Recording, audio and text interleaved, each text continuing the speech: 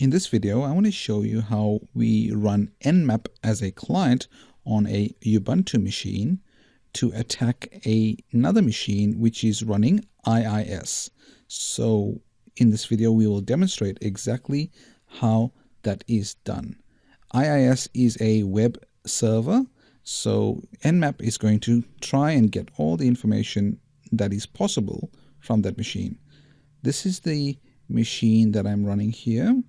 It's running Wireshark here, so I will be doing a reverse scan as well. I'll explain that in a second, but let's just go to IIS and let's look at the local host information.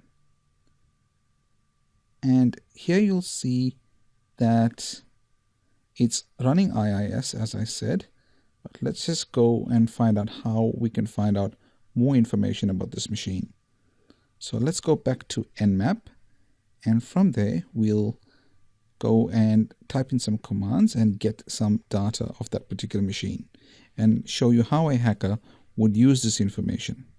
So I type in NMAP,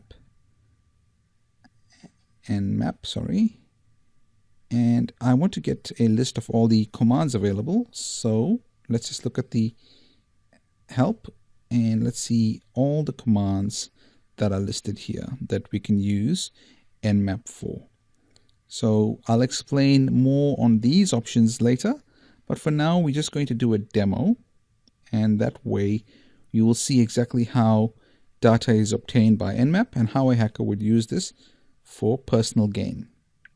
Now let's type in NMAP, and I need to type -A, and A is to enable OS detection. As I highlight here, it's OS detection and version detection. So that's will tell us what operating system, what version is running, and I'll explain. -O will give me more information about the operating system. So it's more operating system detection as listed here.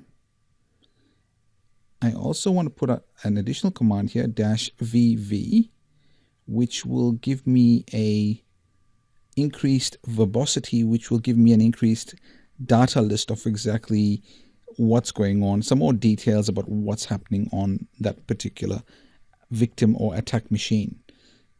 So now let's just go to the IP address. This is the IP address here, 52.32.38.110. Let me confirm that. Yes, that looks fine. So that's the IP address. Now, this is Wireshark.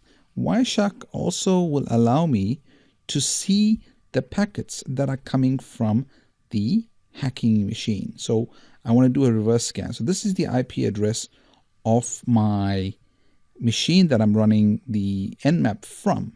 So we'll be able to see the packets that are coming through and the packets that are sent from on this IIS machine, and we'll be able to log that. So I'm logging right now with a filter, so it'll only show me packets that have this IP address in the source or destination field.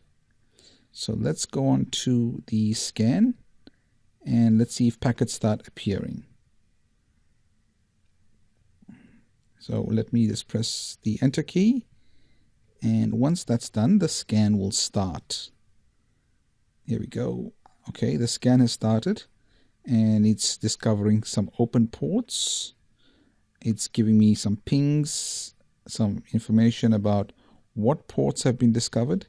There are some TCP ports, and let's just keep going. And if you look at the Windows machine, the IIS machine, you'll notice that there are packets located in the Wireshark. So the packet trace has started and showing me source IP addresses with that IP address, and also destination IP addresses where information is being sent back to the machine running NMAP. Now let the scan continue a bit more. Notice how we've got ports here that are open. There's a 80 port, which is the web port, HTTP port. There's a web server running, so we can tell that by looking at that port. Let's just see what else comes up in the scan. I'm doing this live, so I'm seeing exactly what's going on. It's 54.5% done and tells you a remaining time of how long it will take to possibly complete. So we'll just wait while that runs. And as that is running, let's talk about some of the other ports. So if you look at some of the ports in that list, we've got 139, 445. If you didn't use the -VV command, you wouldn't get all this detailed information. So using the VV command will give you much more detail than previously recorded. So let's just go through and make sure this finishes shortly. It shouldn't be too long, but let's just see.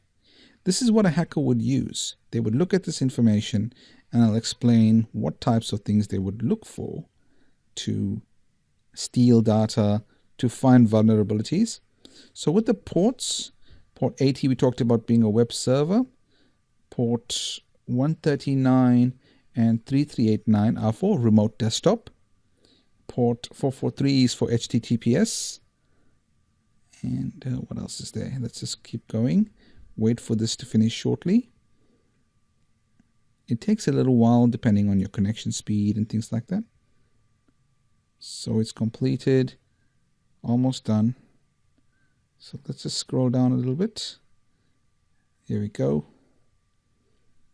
It's giving me obviously more details here. Because I've used that VV tag, it's providing a lot more detail.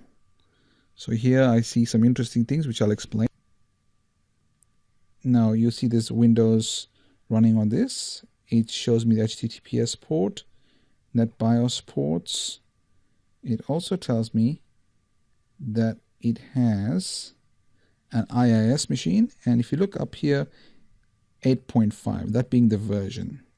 A hacker would look at this information and say, what are the vulnerabilities on an 8.5 IIS machine? And this information is available on the internet. So because of the version number, the hacker could use it to figure out where the vulnerabilities are and attack the machine based on those vulnerabilities. That's why this information is so powerful, and this type of software is freely available.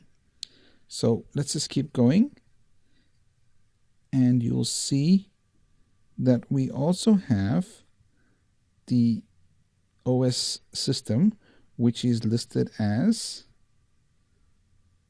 the OS side of things. Let's have a look, because we asked for the OS scan.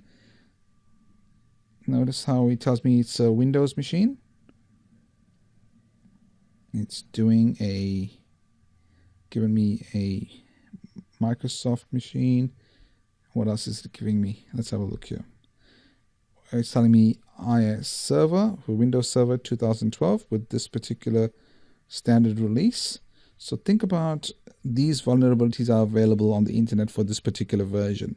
A hacker would then use this to go and scan for flaws or vulnerabilities with that particular release. And it's giving me a trace route, so showing me exactly what the trace route looks like.